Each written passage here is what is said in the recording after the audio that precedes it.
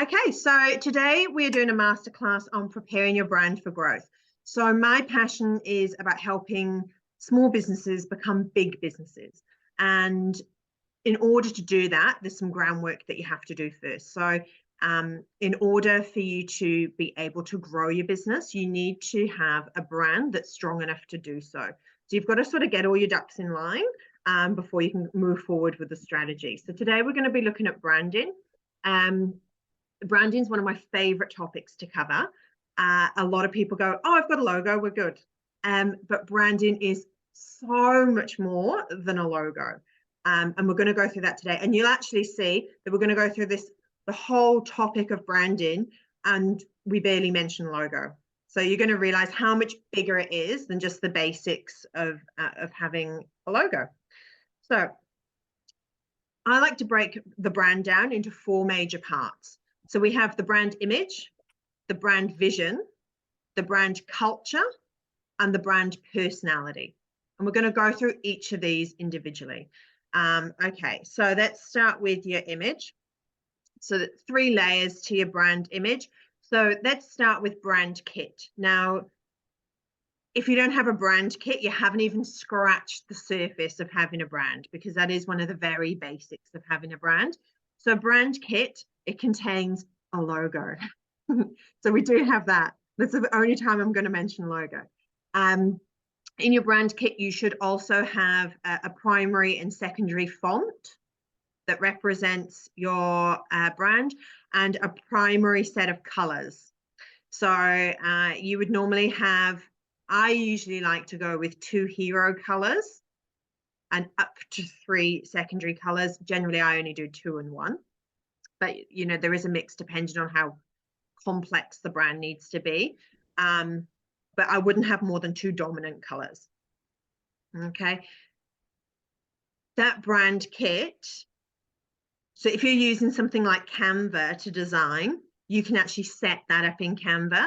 And that would mean anytime you're making any sort of graphic design, a flyer, a brochure, signage, a social media post, absolutely anything, you would use those fonts and those colors. And the point of that is to create consistency. So if you think of some of the biggest brands in the world, you only have to see that shade of their color and you know exactly what it is. And that is, you know, the level that you need to strive towards. Now, we're not all, you know, BMWs and Domino's pizzas and, you know, all these big major brands, but that is how they have got to where they are, through consistency. So you need to make sure that that is represented in your brand really clearly. The next one is imagery. So this is your photos. So photos of the product, photos of the service, images that you're using on social media, the photos of the staff, the photos of the customers. It all needs to be in line with the brand. And we're going to touch on the personality of the brand right at the end, which really is a bit backwards because it's probably one of the first things you need to do when you build a brand. But I chose to do it this way today because this is where most people start. This is where most people think about brands. So I've sort of worked it where most businesses are at, but when we actually go to build it, we actually work backwards. So yeah, so it's your images. Now your images are photos, so photos that have been taken. It is also those stock images. So if you're using something like Canva, or if you're using a stock website, like stock image website, like FreePix or something like that, then making sure you're using the right stock photos. It can also be even the filters that are used if you are using a filter, and the colors that are used in those images. So if you, again, you know, if you're doing photo shoots, it's good to try and use the brand colors as much as you can, whether that's in clothing or background. It will help, obviously, with your consistency and recognition of the brand. And then the other one is the personal brand. So if you are a one-man show, then this is you. And if not, if it's a board, you know, or you got senior management, then it needs to be across that too. So again, that can be in the basics. So making sure the way that you sort of dressed and present yourself when representing the business is in line with the brand. You know, if you were, you know, the CEO of BMW, you probably wouldn't rock up in boardies and thongs because it's not on brand. You know, but if you were the CEO of Bunnings, you could probably rock up in, you know, in a tradies outfit. That's okay. That's on brand with what they do. So it's just making sure that everybody sort of fits in with what you're, with the way that you want to be presented. It's also in the way that you deliver yourselves in a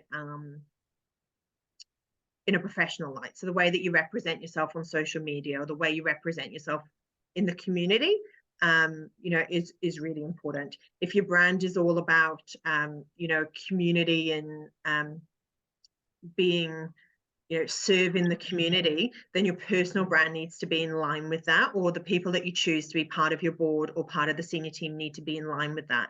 You don't want someone that is polarizing that brand. That makes sense.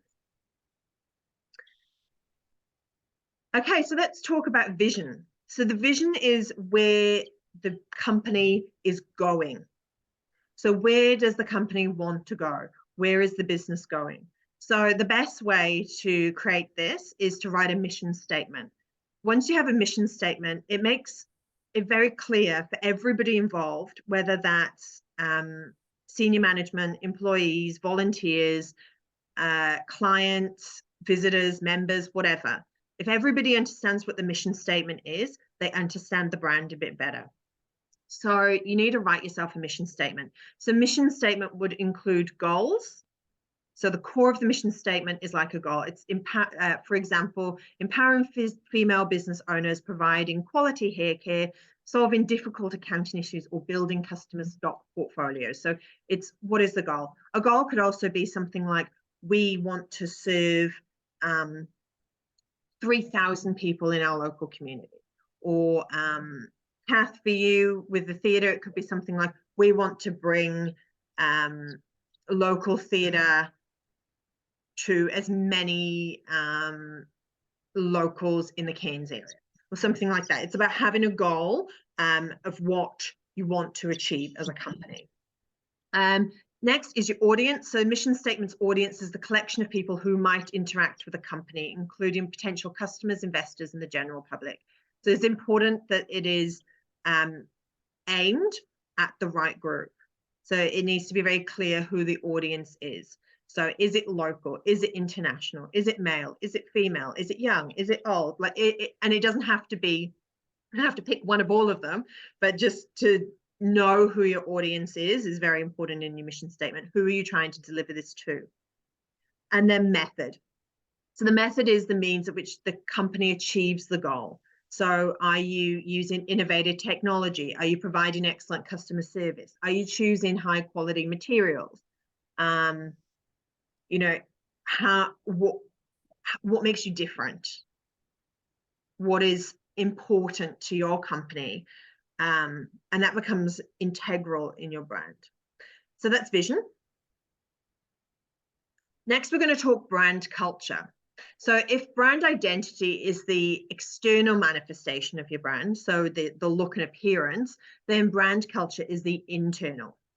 And a lot of companies, this is where they mess up, because they might have a really polished outside, but they haven't polished the inside. And people on the inside don't really know what's going on. And that comes across. So I like to think of brand culture as what everybody else is saying about the business behind your back, basically. And if your brand culture doesn't match your brand image, then it's an internal management issue. Okay, that could be due to poor leadership, but most likely just down to lack of clarification. So things like not having a mission statement, not having core values, leaves everybody wondering exactly what we're about. And you kind of invite people to create their own. So your employees, your members, your customers, they decide what you're about. And that's not good because everybody's opinion will be different and everybody will have different ideas. So it's really important that the brand culture is really clear. So I find the easiest way to have a really clear brand culture is to have core values. I'm a massive fan of doing things in threes. 3 is sort of the magic number for most things. It's easy to remember. So I like to create 3 core values for a brand. That could be, so I used to have a kids party venue. Mine used to be inclusion. So it's really important that everybody felt included. I can't remember what they were now. Inclusion, fun. So everything was based around having fun. And, if it wasn't fun, then what was the point? So that was staff, clients, everybody that touched our business had to be sort of having fun. And I can't remember the other one now. But yes, you get my point. To have those 3 things that you're about. So for example, Kathy, one of yours might be about being community minded. It could be another core value. Yeah. Could be that it's you using ethical products, or there's lots of different things. You need to sit down and work out what's really important to the brand and make sure that's communicated with everybody that works within the business. Now that can be done through staff training. It can be done through signage. It should be on your website. It should be done in interview stages. In the theatre, Kath, again, it could be used at auditions. So anybody that's auditioning, quick introduction to the theatre. These are the 3 things that we're about.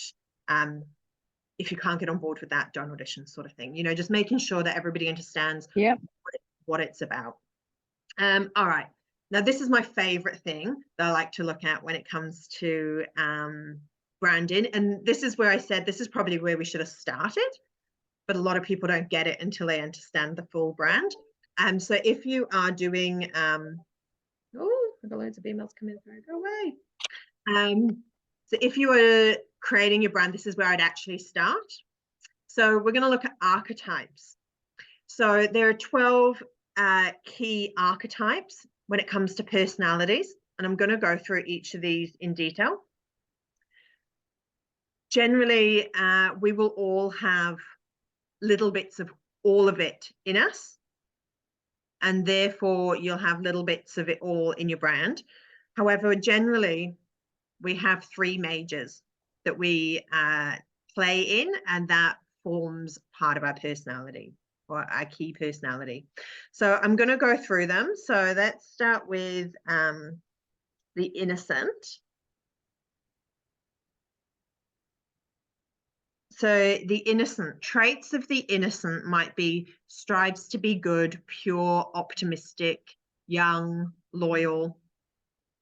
So an example of that could be something like Dove soap or Coca-Cola. They have innocent traits. The negative of this trait could be seen as boring. All right, next one is the magician. So the magician, positive traits are they're visionary, charismatic, and imaginative. The negative parts of the magician, they take risk. Examples of this would be something like Disney or Apple.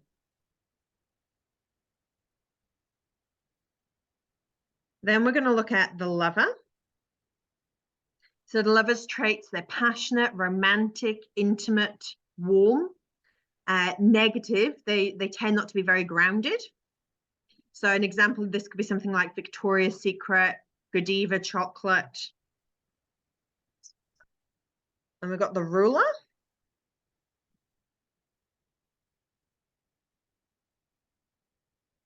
So the ruler traits tend to be controlling, lead the way, organize, the administrator. The negative of having a ruler can be too authoritative. So examples of ruler would be something like Microsoft, Mercedes-Benz, American Express. Then we've got hero. So hero traits, they tend to be brave, bold, confident, inspirational. The negative, they can appear to be arrogant or unobtainable. So examples of hero would be like BMW, Tesla, Nike. Then we have the caregiver. So the caregiver traits tend to be caring, nurturing, compassionate. The negative with caregiver is they can be exploited. So they can be a bit of a walkover. Your examples here would be something like Heinz and Johnson & Johnson. We're going to look at rebel. Rebel tends to break the rules, a little bit wild, wants change. The negative is you can obviously polarize the audience because people don't like change. Example of this would be something like Virgin or Uber. Then we have the adventurer. So traits of the adventurer, obviously adventurous, ambitious, pioneering. Negative would be they don't always fit in. So something like Jeep, Red Bull, so sort of thinking outside the box. Then we have the sage. The sage traits a knowledgeable, trusted source, wise, the guru. Negative can be too opinionated. An example of sage would be something like BBC or Google. Then we have everyman. So everyman traits tend to be down to earth, person next door, connects with others. The negative of everyman is sometimes they don't always stand out. So brands that sort of everyman examples would be like Bunnings, eBay, Airbnb. So really relatable brands. Then we have the creator.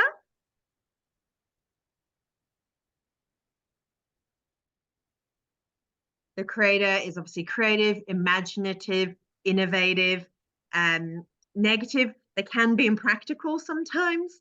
Example of that might be something like Lego or Crayola. And the jester. The jester is funny, light-hearted, mischievous. Negatives, they can be seen as disrespectful. Examples of that might be like IKEA or Ben and Jerry. So that's your different personalities. Now, the key here is to find 3 that suit the brand best. Now, the reason for this is if you can sit down with the key people in your business, or if it's just you, make those decisions and work out what archetypes create the personality of your brand, it makes it much easier for everybody to speak the brand language. So if you're ever in a position where you are handing the reins of social media off to someone else, or if it's a mixed job, or if you've got somebody doing stuff on the website, somebody else doing signage, someone else doing social media, make sure everybody speaks the same language. Once you have those archetypes in mind, it's much easier to create a logo and photos and imagery because you know what message you're trying to get across. You know the personality. Because what tends to happen otherwise is you tend to design, create, speak, interact from your own personality. And as a company grows and it gets past one person, then it gets confusing because no 2 people are the same. So, you know, you could have a member of your business that is using their own personality as a front of the business. But then if that person leaves, then the personality of the whole brand changes. And people will feel really disconnected with who you are. Now, if you want a business to grow, a business can't be one person. Can I just ask, Go ahead, Kath. would you call this like the voice of the company? Absolutely. 100%. Yeah. So this is the speaker that you'll be talking through. This is what everything gets filtered through, because you'll create disconnection if you go between them all. And if you have lots of different people using their own personalities, that is what will happen. So you need to have an agreed personality for the brand, so everybody knows the brand. You know, if you had, in your instance, Kath, with the theatre, if you had one director that was very, very much a jester and everything was a lot of fun and jovial, and then they come into the theatre and the person at reception is very authoritative, and it creates a lot of confusion. People are like, okay, well, who am I dealing with here? And they tend to then like people and disconnect from the brand as a whole and go, okay, I don't know the brand, but I do like this person and I don't like this person. What you need is consistency and cohesiveness, so that when people see the brand of the theatre, they go, okay, I really like the brand. The brand is a creator, jester, everyman. You know, that's who I'm connected to, and they feel connected to the actual overall, because, you know, this theatre's been going like 50, 60 years or something. Yeah. How many years has the Rondo been going? 70 years. 70 years 70 next years. year. Yeah. So it's not possible for the theatre to have Yeah, one person's 70. personality, because it's going to get handed down over generation over generation. It's its own entity. It's its own person, and everybody's just part of that. So it's important that it has its own personality, so and brand, so that it can continue to live on and grow. Okay, so let's talk about why brand is important for growth. So obviously it's important for consistency. When everybody is seeing the same colors, the same fonts, the same sort of images, the same type of style of writing, the same sorts of offers, the same way of being reached out to, it creates consistency. It means people don't actually have to read what you're saying to know it's you. So they can be, their mind can be refreshed, or they might stop scrolling, for example, on social media, because there's recognition there. So consistency is key for building that. Consistency creates trust. So on average, a brand needs to be seen a minimum of 17 times before someone is willing to purchase from them, which is huge, but also very easy to do in a digital world. We're not talking about having to have massive, expensive billboards or TV ads or radio ads to create that. You can do that on social media. You can do that through having a database.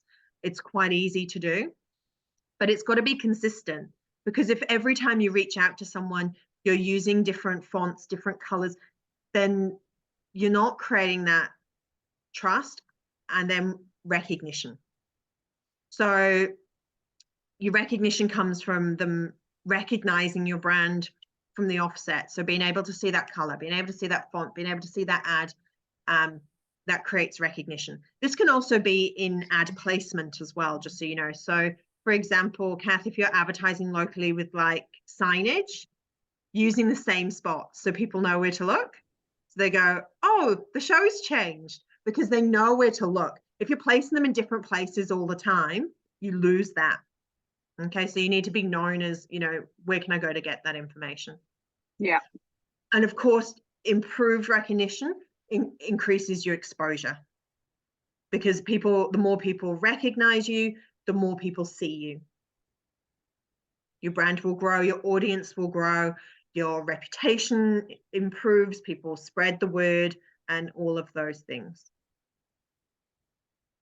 Okay, so let's talk about how you do this. So these are the action points that need to be taken to create the brand. So you create a brand kit. Now, if you're not a professional marketing person and you don't know how to use Adobe Suites, things like that, then Canva is your best friend. Canva is free or very cheap to do the pro.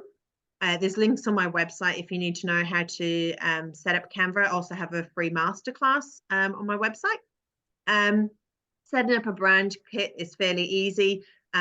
The most important thing is making sure you choose the correct fonts and colors and everything to represent your brand personality. Plan a branding photo shoot. So making sure that all your main images on your website, particularly, but also anything for any signage or flyers or anything like that, posters, making sure that you've got professional photos, so they need to be done with a professional camera. You can use iPhones and things, especially for social media, you definitely can. But if you want something that needs to be blown up, then you really need to be getting a DLSR or something.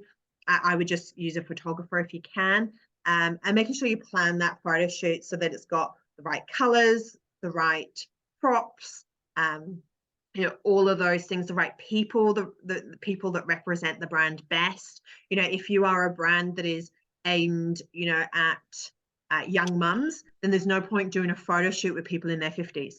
It needs to be young mums in the photo shoot. So plan a branding photo shoot, write your mission statement, which we went through earlier, decide on your company's core values. So that, again, I'd suggest 3, and choosing your archetypes. To do all of this, I'd actually start with archetypes if you're starting from scratch, and then your brand kit, and do the rest. Okay, now I do have an offer for anyone that needs help with this. This is all stuff that you can do yourself, but we all know if you want something quicker and better, you can pay for it. Just depends where you're at. So I do have an offer available. I've teamed up with a graphic designer, and she's a marketing strategist.